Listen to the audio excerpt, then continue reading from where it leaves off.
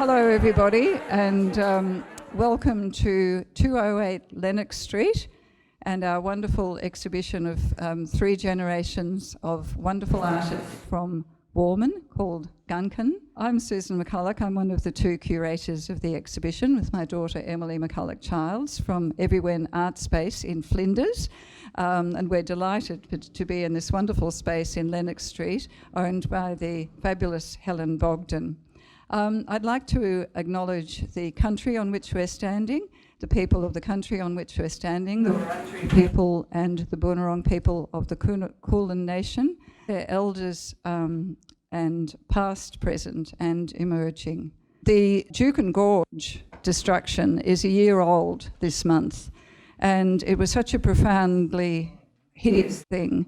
But at the same time, the country, Mabel Juli's country and her Gidja people's country was similarly being destroyed, as are many other sites around Australia, by the incursions of various Western activities, in this case mining, granite mining explorations, and they have significantly dug up the country of Mabel's country and that of her late brother, Mr. Peters, and they've done an enormous amount of damage even in the exploration. So while this is a profoundly moving and heartbreaking exhibition, and most of the works in it have very powerful and amazing and telling stories, it's also an exhibition of some optimism. It's a great privilege to open this magnificent exhibition. I'm sorry for those who've missed out. There's red stickers on almost everything I can see, and deservedly so. But I wanted to say something a bit about the context of what we're looking at, and in particular the problem of mining companies and heritage laws. What is it about mining companies and sacred sites? What are they not getting? And why aren't our heritage laws doing anything to stop it from continuing? This is a land of great creation stories. Here dealing with the rainbow serpent who is in search of water and whose majestic body mapped in granite has been destroyed.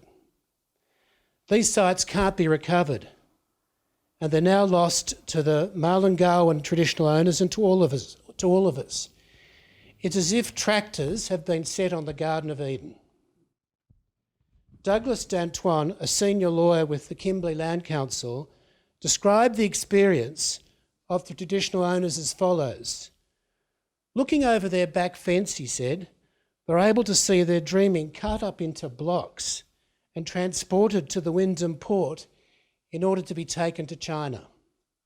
He went on to say, you're talking about Aboriginality itself when you're talking about the country. Priority is to make sure country is looked after, to hear the stories that they were hearing. We hear this call in the active acknowledgement to country of our own traditional owners. These works demonstrate a profound connection to land and cultural practice. They show us what has been lost and seek to highlight and upend the worst of consequences through artistic expression. It is, I'm sure you'll agree, time for governments to draw the line and ensure that penalties are capable of being imposed which will bring cultural destruction of sacred sites by mining companies to an end. Finally, how much cultural destruction will we tolerate before something meaningful is done? And that's how I invite you to address and understand tonight's show. Mabel and Marlene tell their impassioned stories and are here passing down their legacy and craft to Atlanta, who's got a number of very beautiful works here. She implores us with this message, Gungan, not granite. We are privileged to have the works of a much-loved artist and those of a family to enjoy and embrace as beacons for a future of genuine respect and understanding. And it's of enormous tribute and credit to the artists we see that they speak to us with such positive hope for the future, notwithstanding all that they've been through.